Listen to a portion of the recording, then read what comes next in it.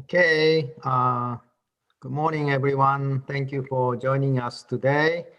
Another Sabbath day and our Sabbath class this morning. We have a guest today, guest panelists, Dee Takahashi and Christo Paraskas and Mamiko Kriya. Thank you for joining us. And just a brief introduction, please. So Dee, can you start? Yes, my name is Dee, member of Eastside SDA, and I am glad to be here. Thank you. Okay. Christo? Hi, my name is Christos Palaskas. I've been a member of the Eastside for years, but a couple months ago we moved to Gallup.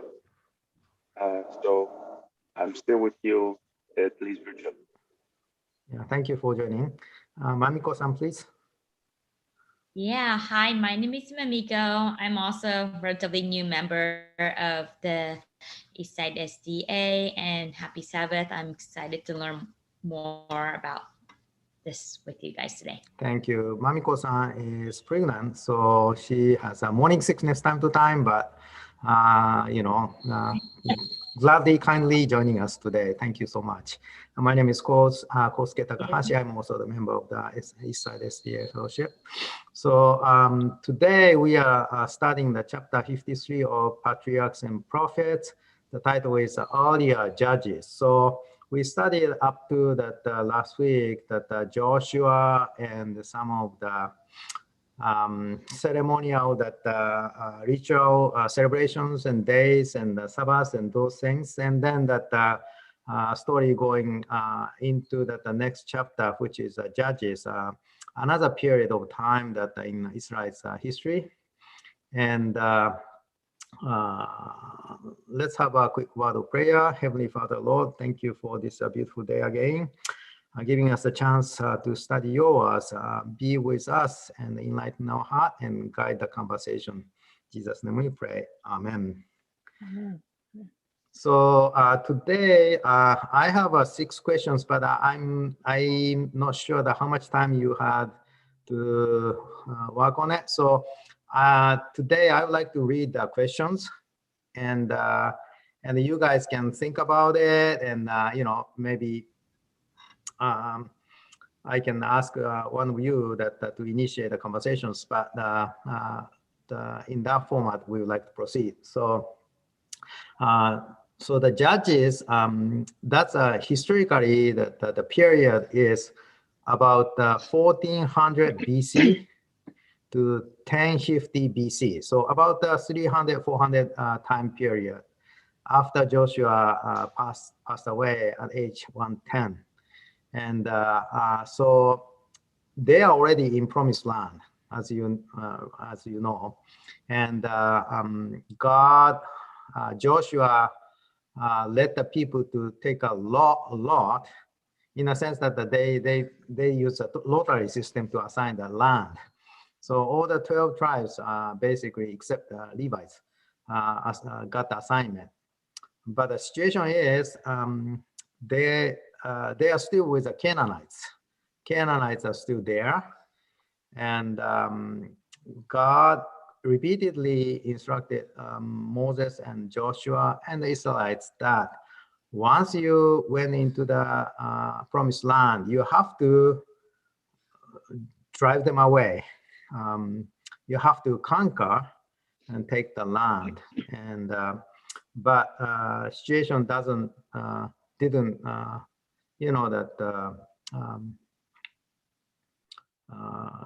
went as expected. So the first question is, please read Joshua 23. So we cannot read Joshua 23 right now here, but how did Joshua's predictions compare with the reality of Israel during the period of the Judges? So do you remember that?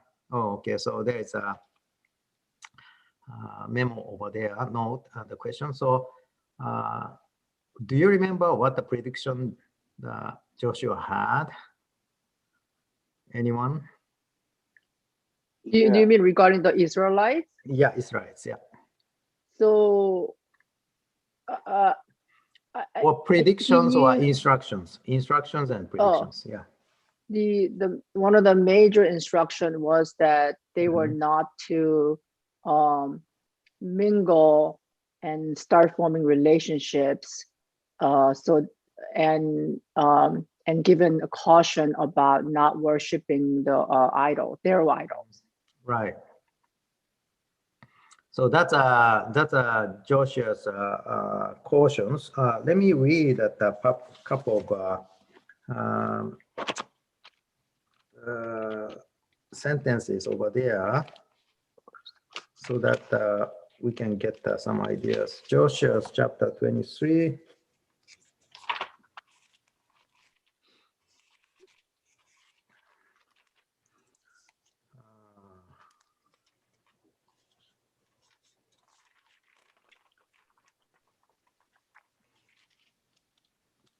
I'll read from verse 9. The Lord has driven out before you great and powerful nations.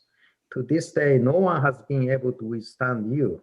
One of you routs 1,000, because the Lord your God fights for you, just as he promised. So be very careful to love the Lord your God. But if you turn away and ally yourselves with survivors of these nations that remain among you, and if you intermarry with them, and associate with them, then you may be sure that the Lord your God will no longer drive out these nations before you. Instead, they will become snares and traps for you, whips on your backs and thorns in your eyes, until you perish from this good land, which the Lord your God has given you. So that's, the Bible said, and Joshua told Israelites. And what happened? It happened. It happened as predicted. Yeah. So, okay. So eventually they forgot and got intermingled with their neighbors and worshiped their gods. And right. They had a hard period again. Yeah. So the second question is ongoing questions. But what types of sins did the Israelites commit during the time? And what was the main reason that they failed to obey God's guidance in the promised land? I mean that Moses warned them, right? Before even that Joshua took over, Moses said, I set life and death and blessing and curses before you, right? So Moses warned them that you have a blessing and curses, and you have to choose. If you obey God, you have blessing. If you disobey, you have curses. And even that Moses predicted that you get married with those people, and eventually that God doesn't protect you, and you are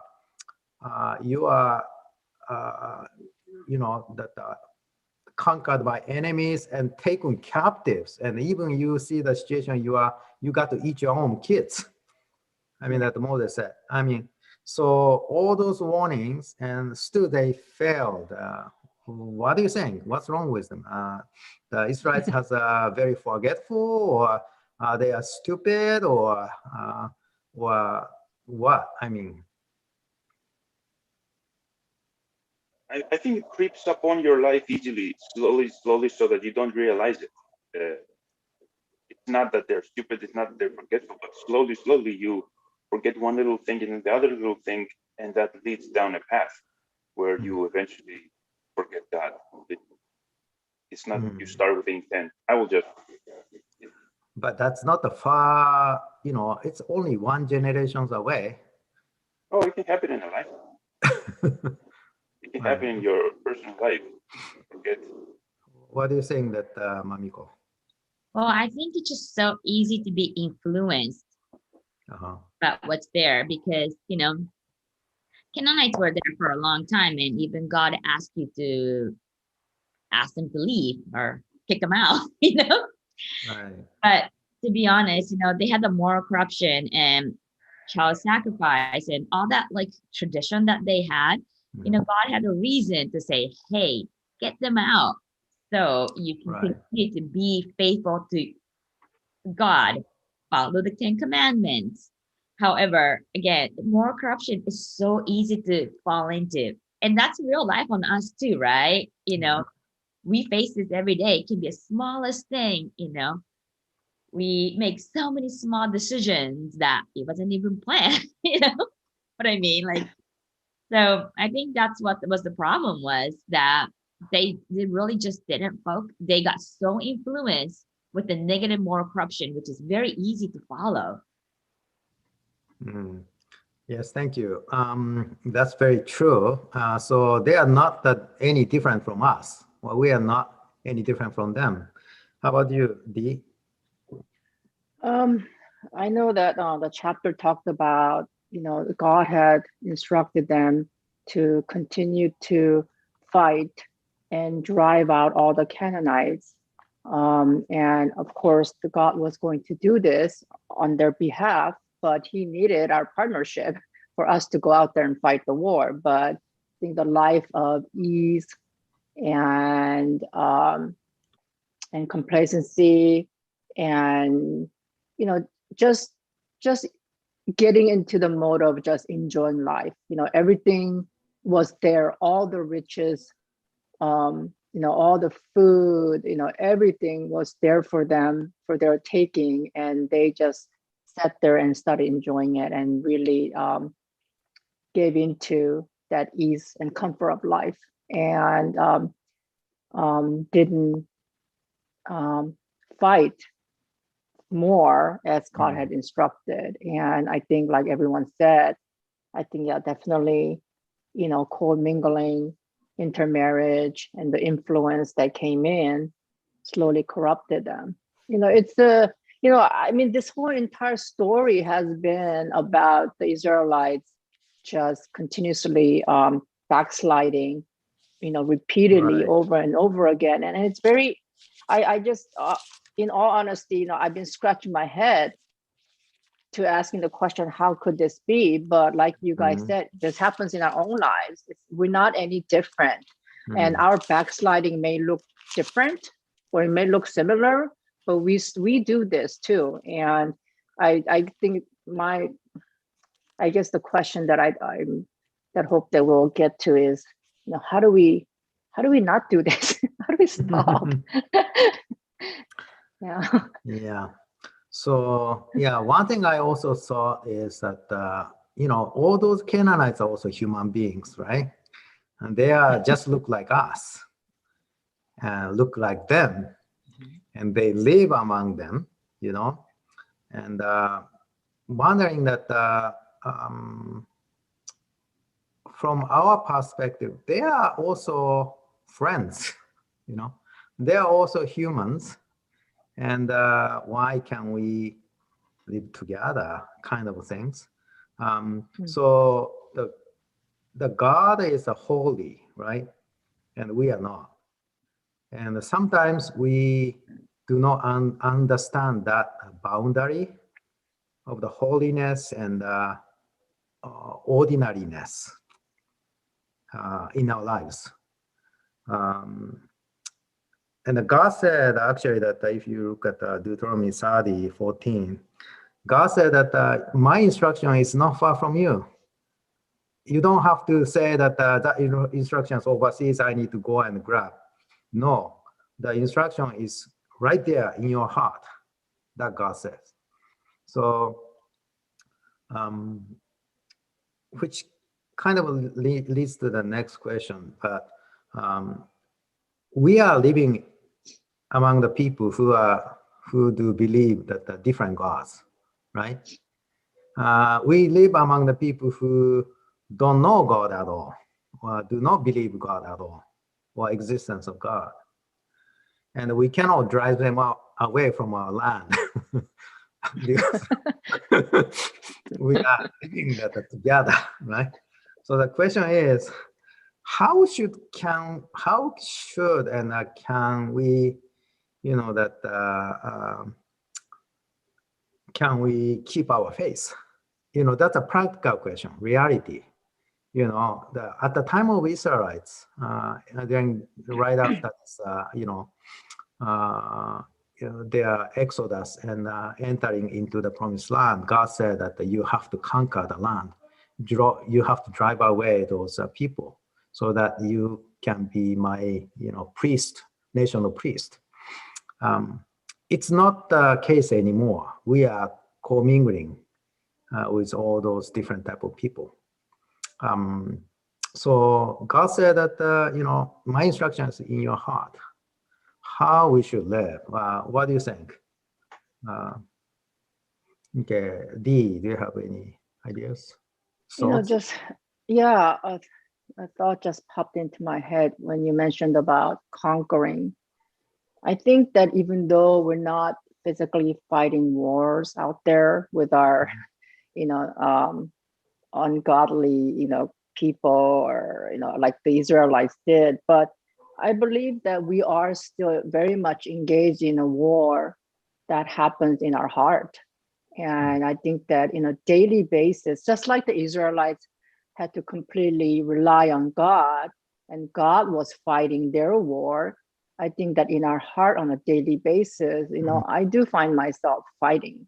And only through the strength of God, can I, fight this war against myself, against the Bible talks about the spirituality, the spirits, or, the war against the things that we do not actually see, but of the devil, the Satan.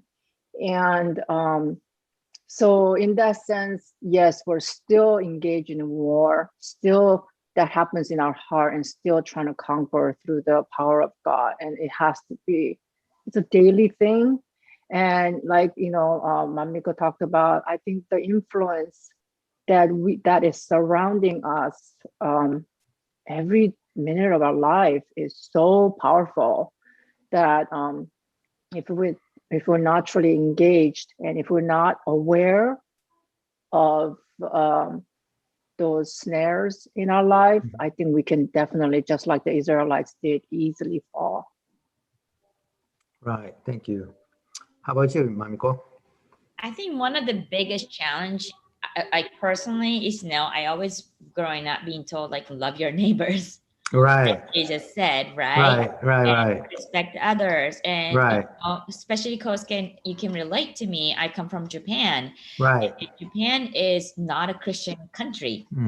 We are predominantly surrounded by actually non-believers. They don't. Right. It's a Buddhism country, but not really everybody practice, and it's almost taboo to talk about it.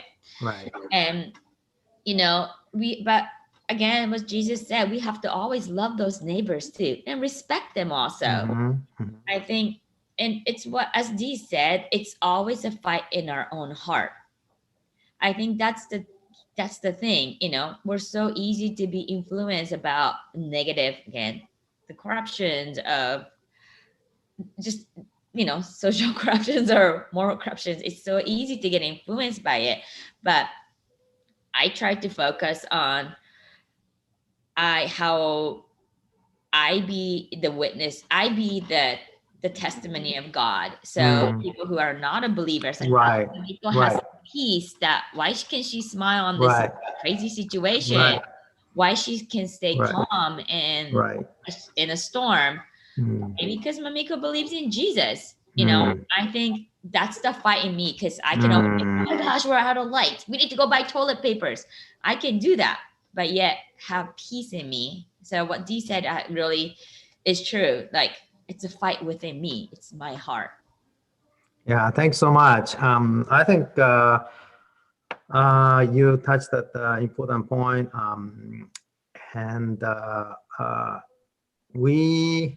Okay, so the George is raising hand. Hold on, George. So it's interesting that to compare us with the time that the Israelites were placed at that time, because they didn't have a proper options to commingle and at the same time to influence the other parties. But we are in a era that we live together with other non-believers, and we can convey the love of God with people.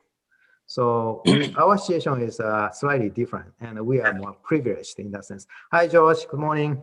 Good morning. Happy Sabbath, everyone. Happy Sabbath. Yes. Yeah. Go ahead. Just a quick comment, because that's a really interesting question. Why aren't we supposed to, on one hand, love our neighbors, do unto others you would have unto us, right? There's a golden rule, right? It seems like that's a New Testament rule versus the Old Testament rule when there's a lot of war and bloodshed. But I think you have to understand too, the reason why the Canaanites had to be annihilated, right, at the time, and God says, okay, and it's not like, well, he could establish his new country in the wilderness, right? He says, no, I give you a promise, you go to Canaan. And one of the reasons why God had led the Israelites, that were now 2 million people big, was that God had also used them as a hand of judgment too, right? Because the Canaanites had passed the point of salvation, right? Everyone else, during the wilderness, they were allowed to see God's glory and be a good influence, right? Ultimately, they were supposed to be a priest of nations and help influence those around it. But there will be some nations who God says, no, they're beyond. They have given thousands of years of chance, but they didn't. And so God actually used them to pass judgment. So nowadays, we're not supposed to go out and defeat people just because they don't believe what we believe, right? We're not going to destroy them and kill anybody. But I think just like the end time, when there's going to come an end time, there's going to be a point of no return. People will have made the choices, and even God will rain out his plagues even then again, right?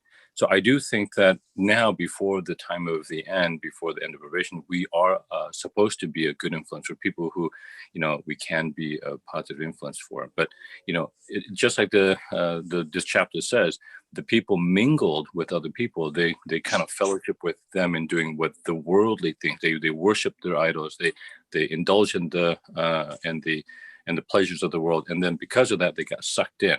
See, we are asked to be part of the world, but not in the world, I think. And so I think we have to be very careful that we have to stand strong in our beliefs and be a positive light.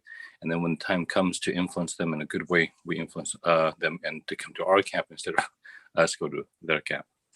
Yeah, thank you for the comment, George. Yeah, I think that Jesus said we are the salt and light, right? So that if the salt doesn't offer the saltiness, it doesn't work as God's will. I also think that even in the Old Testament, as George said, that the Israelites are supposed to be nations of the priest, which means that once they establish their country, they are the people, just like a Solomon. Many neighboring countries bring that the many gifts to Solomon because people knew that Solomon was blessed by God and guided by God and given the wisdom. Like that, although Solomon failed later on, but I think that they are supposed to be a good influence to other people so that other people get to know God. And in that sense, I think it doesn't change even now. I think it's the same. Crystal, do you have any comment? I mean, George's comment was pretty right on the spot. I only wanted to add a very small idea that if you don't feel strong enough, then it might be a good idea to remove your ties and don't have friends, because it's your choice to have friends that are ungodly. You can do that, right. But on the other hand, how are you going to witness to these people? Mm-hmm. You shut them off completely. So it comes to a balance of how strong you feel your faith is, and if you are very strong, then you can get to their level, as Paul said, to the Jew I become a Jew, to the Greek I become a Greek, just win everybody for Jesus Christ. But if you're not strong, I think it's better to steer clear, because the influences are very strong and destroy your faith. Right. All this stuff. Right. So, I mean that related questions. What do you mean that strong in faith? What does it mean to you? Unwavering. That means that you don't have many doubts. You feel the strength inside you. You can do it. You can witness without being hurt, without being influenced. Yeah, I think that it's important things, because it's not a story only in the Bible, but in our lives, right? And it's very easy for us to be influenced by that other people. There are so many new way of thinking, new values comes to the world, and we are living in a dynamically changing world. So in it, that how we can keep our faith, I think it's an important questions, and it's also the important questions to our kids, because the kids are more exposed to the new things, right? So I think that all the more we need to know God better. If you don't know God, who God is, we cannot stand firm on just the Bible says on a rock, which is God. So we need to, I believe we need to have a personal relationship with God all the more nowadays. Okay, let's move on to the next question. What kind of person was Gideon? So Gideon was one of the judges mentioned in this book, and many pages are given to Gideon's story. What kind of person was Gideon? Why did God choose Gideon as a leader to save the Israelites from the Midianites? What was the strength and weakness in his character? What did he do right and did wrong? So the first that okay, let's ask Christo then that what kind of person do you think that Gideon was? First of all, he was not out of any big tribe. He was not a Levite or any leader by any means. He considered himself the last humble of his father's house, which is good in God's eyes because of the humility and the modesty. Right. And that will show even more that the power is God's and not his to deliver the Israelite. And he's also wise and avoiding trouble. When I like very much when he responded to the heads of Ephraim, that modestly you delivered you captured the princess. Right. And what did I do? He did not, bloat his achievements and say I did everything. He was modest, humble. Yeah, he was not prideful, right? Yeah, that's true. What do you think, Manko, about the Gideon? He's, as Christo said, he first had that humbleness. Right. But then after all the victory, he lost that. And that strong, he did end up having the idol worshipness, right? He built the statue with the gold that he got. And it feels like he had a bad temperament. I don't know if that's the proper way of saying it, but I think that's one of the reasons that it made him fail. And that was his weakness. Fail is a strong word because I know God has chosen him. So I should say fail, I apologize. But his weakness.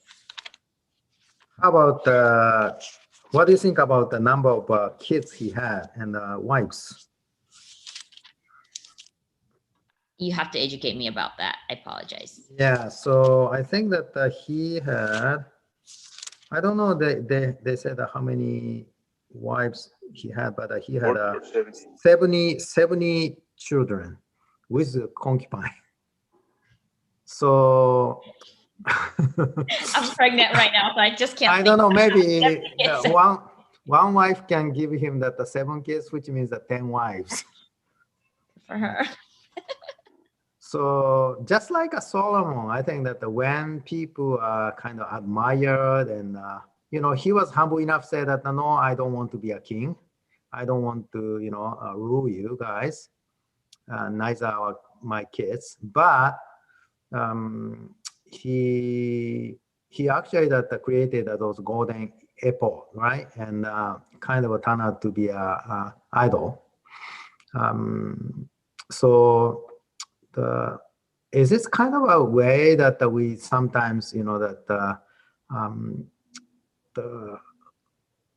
lose that kind of ground to the Satan's temptations when we are very flourishing, but we are very successful. I think just like a Solomon, went into the same problem. He had more, maybe 1,000 wives, but yeah. What do you think that about Gideon? I think one thing that caught my eyes as I was reading the chapter is how his father was a worshiper of an idol. Idol, yes. Yeah, and the fact that he chose to not worship idol and actually, still continue to worship the true God I thought was significant. That was truly amazing. And I think that points to the fact that truly our relationship with God is one-on-one and very personal one. Although, yes, absolutely, we if you got a parent who's worshiping an idol, that is also another huge influence, but he didn't fall into that. That was significant for me. The other thing was, he remembered all the stories of how God had led the Israelites out of Egypt through the desert, and and he called out to God for help. And of course, God chose to work with him. And I think the fact that later on that he does backslide and fail in some other areas of his life, again tells me that we cannot in any moment just become complacent in our walk with God. You talked about how in times of times of good, there's more risk of us backsliding, and I think that is true because we do get comfortable, and during the time of trouble, yes, absolutely, I think all of us are definitely much more hyper active in, of course, reaching out to God and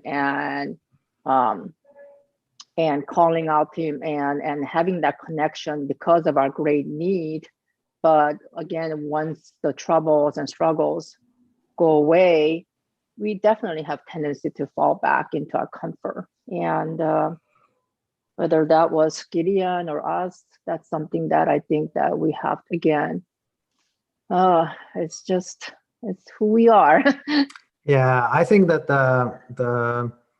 as you said, you guys said, Gideon had a heart to God. I think he was a believer, and when the angel of God appeared and told him that what he should do, he asked a sign, and he brought that unleavened bread and the meat and broth, and it's just like the offering that instructed by the Israel, by God to the Israelites like before, right? So he knew that what the kind of things he should do. So he remembered that God's salvation story, also. So he had a heart, but at the end that he created this golden effort, which only that basically that the high priest used. I think there's a message also that when we, I'm sure he was very appreciative to God, but when we do something, we tweak that things in our way, and that causes a problem because that's not exactly the God wants us to do, and even though our intention is something more, better things, but we sometimes tweak the things wrong way and cause that gave a wrong influence to other people. That's unfortunate. What do you think about how Gideon so the conversation with God, Gideon's conversation, is kind of unique, right? He didn't say, yes, and God, that I'll do that. No question about it. I'll do whatever you do. He didn't do that. He questioned many times to God. He wanted to see the sign to confirm that this is a true God, first of all, and then try to confirm that he's the right person to do this attack, right? So next question is, do you think it is a good idea to ask signs as Gideon did? What are the benefits and dangers in asking for signs? When might it be appropriate to ask for a sign from God? So Gideon asked the interesting things. Do you remember? He asked God, okay, so if I'm truly the person you said, I'll put this skin of sheep on the ground and make that skin wet, but the ground dry. And then that God did it. And Gideon asked one more thing. Well, that's maybe easier to see, and it may naturally happen. So let's flip the situations. Let the skin dry and make the ground wet. And God did it too. And finally, Gideon believed what God telling him, right? So what do you think about this? You know, is this a kind of good idea to ask signs from God?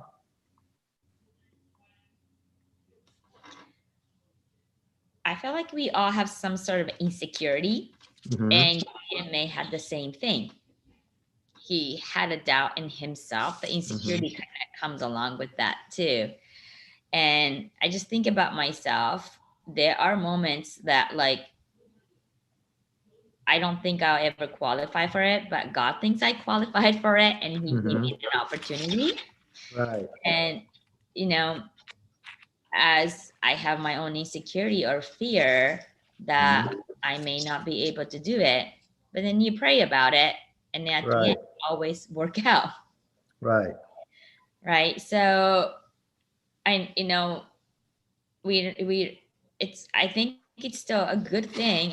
You know, challenging God is not a right thing to do, but you know, bring up your fear and anxiety to him, appreciating the God that you gave the opportunity. I still feel scared. It's okay to ask for more help. Thank you, Mamiko. What do you think, Crystal? Yeah, I also think it's not a good idea to ask. It is sort of a weakness, or I mean, I remember in John 20:29 where Jesus said, "Blessed are those who don't see." But at the same time, if you are asked for a task that feels larger than your capabilities, then a sign would give. Kind of, you are breaking a little bit. I'm sorry. Yeah, you are a little bit breaking. Yeah. Okay. So I just said that if the task at hand, if the task that you're someone to perform seems larger than your capabilities, then a sign would give you strength. But by no means I think it's a good idea to ask God and He. Sign. Okay. So I think that Chris is saying that it's not always a good idea to ask signs for approval. And Mamiko is saying that I think that we sometimes need to ask signs from God to get a guidance. I think that there are two things. One, that when Jesus said that there wouldn't be any sign given to you except that sign of Jonah, all right? I think that's the message to the people who tried to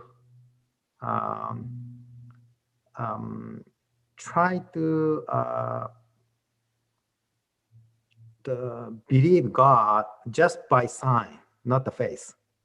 You know, in a sense that when a miracle happens, people say that if you show a miracle, I will believe it. But Jesus said that even the miracle happens, that you will not believe it, because I think faith is will not be given to us by observations, you know. So I think there's a slightly different message in Jesus' message. Here, I believe that Gideon had a faith in God, but he wanted to confirm it, and he wanted to see that assurance for it. And actually, God was very gracious. Do you remember when that the number of his soldiers reduced to only 300 to win that over 100,000 enemies? I mean that who can do that? I mean, it's almost impossible, right? I mean, in a normal sense or common sense, it's impossible. And so God even said that if you are not sure, go down and as a scout and see that what you find, right? So he followed God's guidance. Actually, God even telling him that okay, if you are not sure, get that sign by going down to that as a spy. And he heard that enemy soldiers are talking, that the conversation, that the one soldier said, I had a dream that a loaf of bread, actually barley bread, rolled into that our tent and knocked down that the pole of the tent. And then that another soldier said that that's because that's a sign that the Gideon will conquer us. And that he heard that story, and he got the conviction. And I think it's a very gracious way God tried to encourage this Gideon. And the same way that when Joshua was, took over the Moses positions, the first message God gave him is be courageous, because I'm with you, right? So what do you think, Dee? I mean that this asking sign, not asking sign issue. Yeah, I definitely believe that Gideon asking for a sign was not a doubt about God and his power and what he can do, but rather, like you guys said, it was a self-doubt whether, I know, God, are you choosing the right person? I'm probably not the right person, right? And but I thought it was also interesting that Gideon, he's an intelligent man, right? I mean, even though he's asking for this sign from God, he's thinking in his head that, oh yeah, I asked for this sign, but yeah, I mean, it could have just been that, just by nature of how this earth works, that because the wool attracts moisture and it will retain it, and everything else could have dried quickly. So he asked for that opposite sign. And like you said, God was gracious again to give him that sign. But yeah, definitely, I think that asking for a sign, again, is it so that you can believe in him, or is it something else? Because lots of signs, lots of miracles were done during Jesus's time too, and even during this time, so much miracles were happening that there are many who still continue to not believe.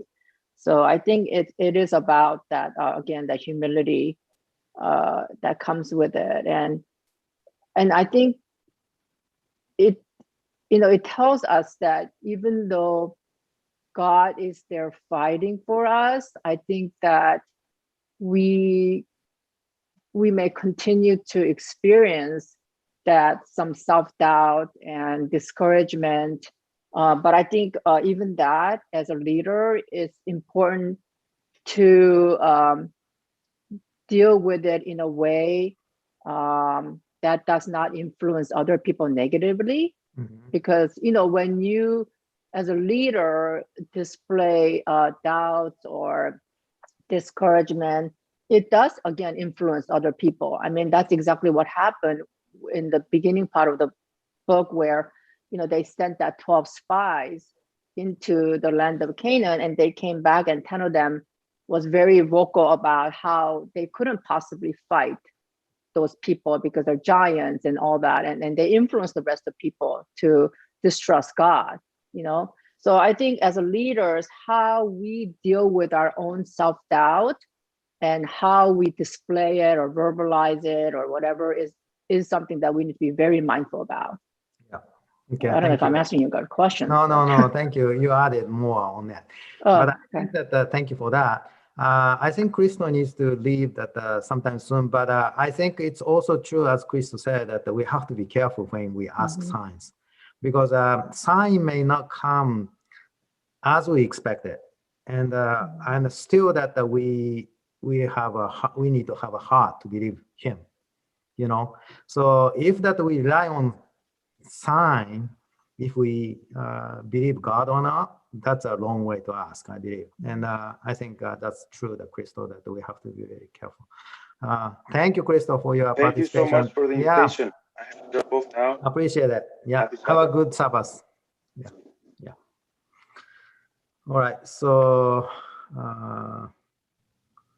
and Here's anyone? George. Yeah, George is over there. But anyone who has a comment right now, please raise your hands, or you can send a message through chat box. So feel free to do that.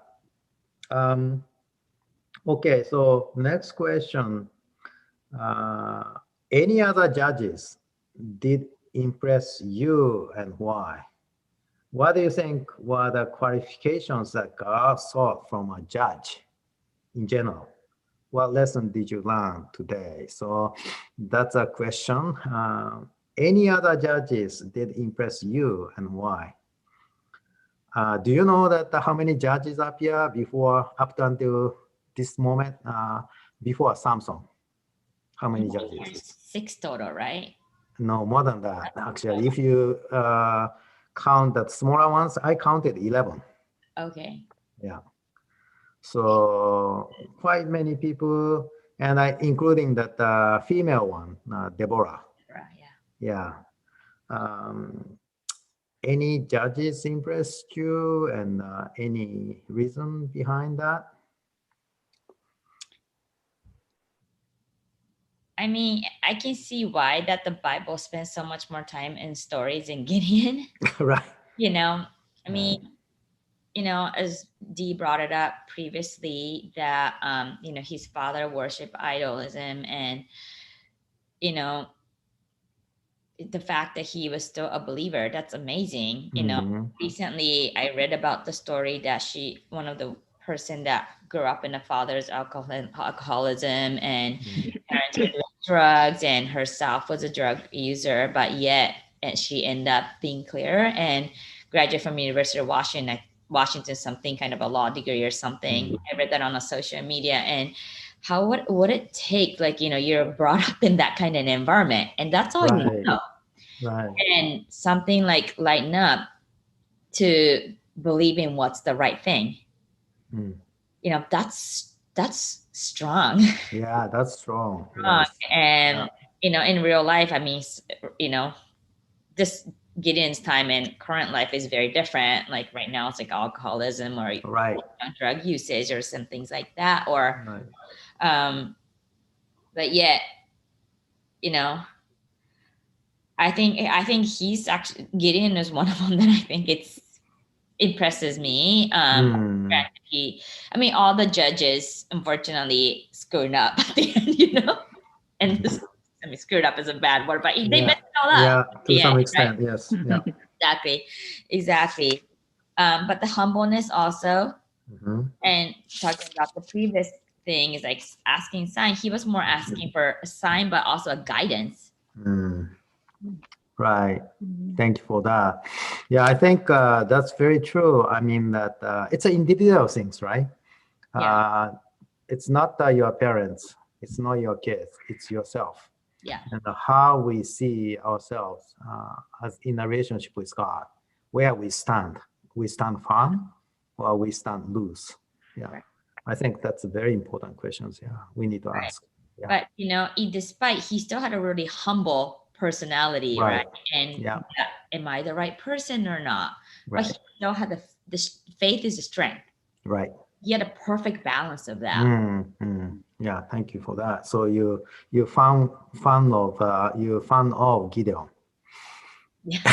And but I can see why that Yeah. they spent a lot of part on getting on this chapter and Right. Yeah. Yeah. Thank you for that. How about you, Dee?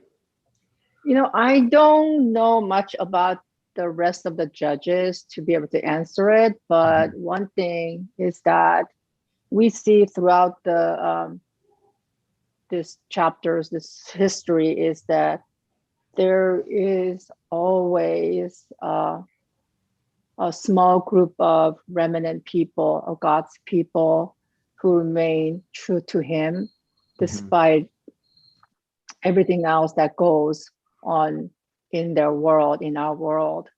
And from there, God always chooses someone to be able to convey his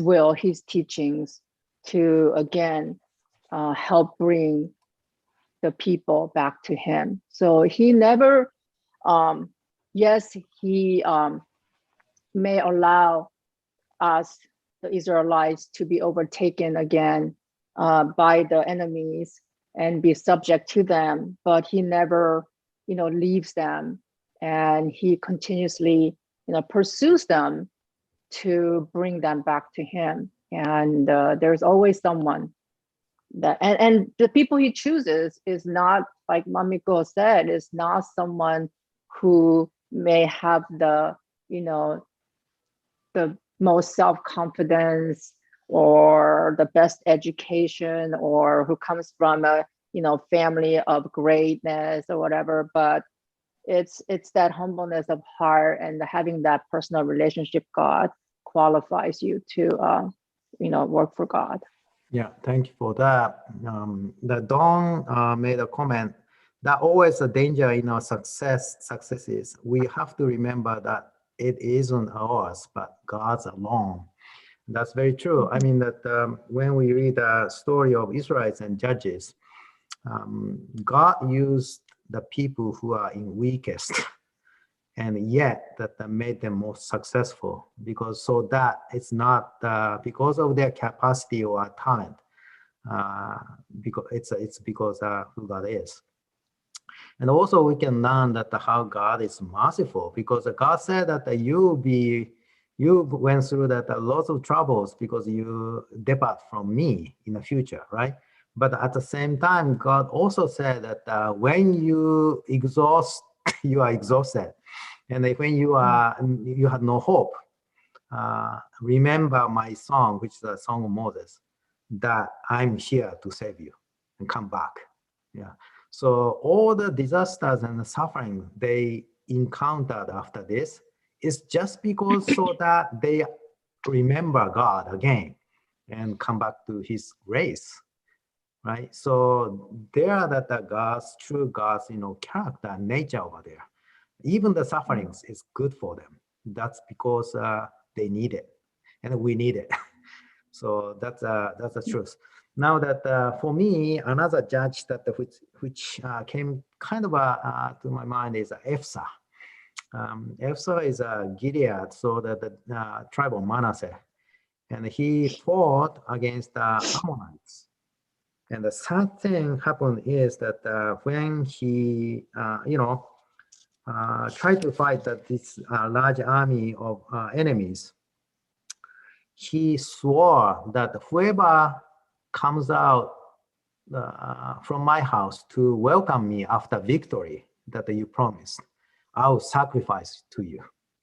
And his only child, daughter, came out to celebrate. So basically, he sacrificed her to God. Now, did God requested that? No. And but yet he had to keep the promise because he swore to God. And that's a sad thing. That so the daughter asked that permission to go to the country with her friends to 2 months to mourn that she needs to die with virgin. And then that she came back to home and she was sacrificed. Sad story. But you can see that even the judges was influenced by that, Gentiles. Their custom to sacrifice that most important people to their gods, so that God graciously listened to their request. But the God didn't ask anything like that. So here that we are always that kind of danger that we got confused and influenced by that. I mean, go ahead. God wouldn't have punished him if he did not sacrifice the daughter and Exactly. say, I mean, admit I was wrong. Exactly. This is not God's will. But exactly. I mean, what was it? Was it like him as a leader, like he felt the need to just would people have been upset if I don't know. he didn't go through with it? Yeah, I don't know. George, you have a comment?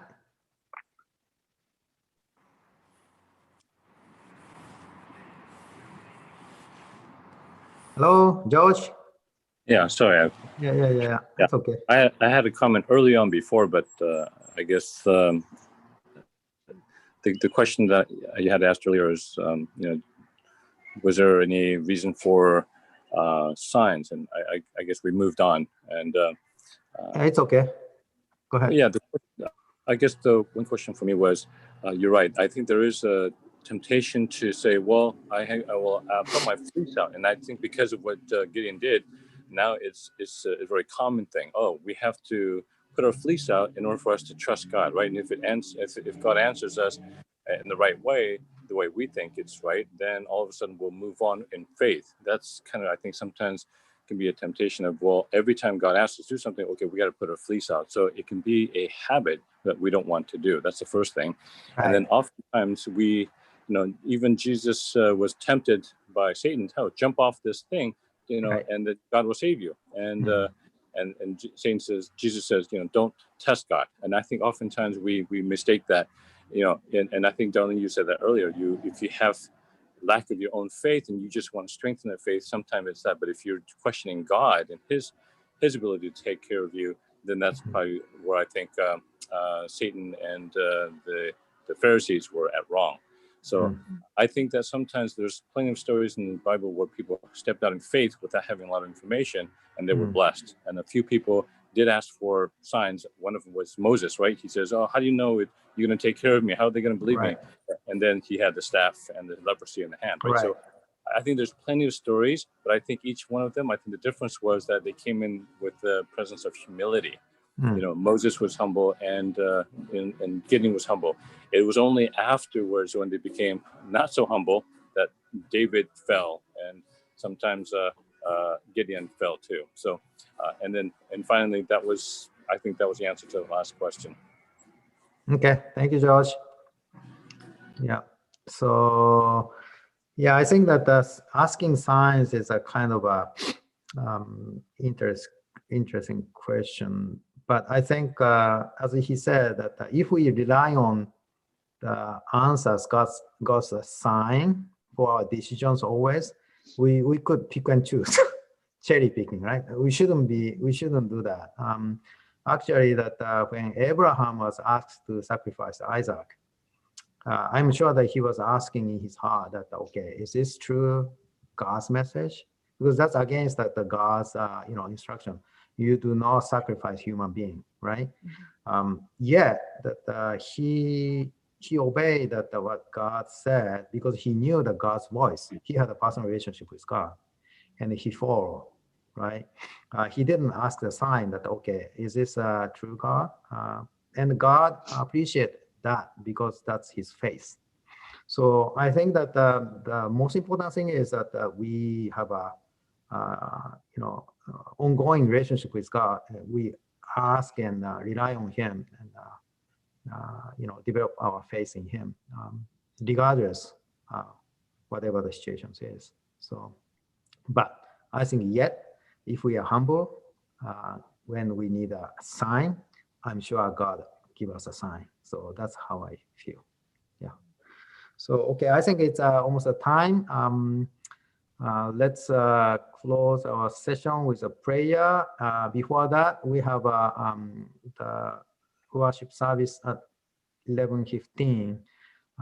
So please sign in through the Zoom if you are not attending the church.